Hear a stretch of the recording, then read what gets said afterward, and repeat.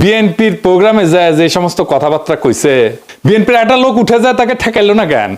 BNP তো ওয়াজে যে কার বিরুদ্ধে, বিএনপির বিরুদ্ধে কথা বললে তো একেবারে ওখানে আলেমদের সাথে ঝগড়াঝাটি গালাগালি এই সমস্ত করে। তো দেখবেন দু একটা দেখবেন যে বিএনপি যে কি করে ওয়াজের ইয়েতে উঠে, মঞ্চে উঠে আলেমদের সাথে কি করে দেখবেন। তো ওইখানে যে তারা কেন ঠেকায় না দেখেন। আমার কথা তো বলতে দেবেন, তা বলতে না দিলে আমি কি করে বুঝাবো? ফালতু কথা বলি যেন বলো, খবরদার ল্যাঙ্গুয়েজ সোজা করেন না, সোজা করে দেবো কিন্তু একদম বলেন, ল্যাঙ্গুয়েজ সোজা করে বলেন। আমি বলছি আমার কথা তো বলতে দেবেন। ল্যাঙ্গুয়েজ সোজা করে দেবো কিন্তু একদম। বিয়াদব লোক কম নাগাদ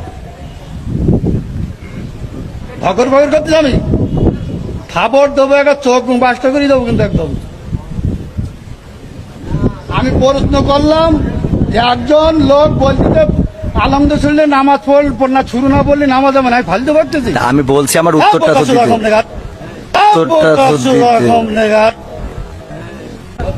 একদম বাস্ত করে দেবো সব একদম।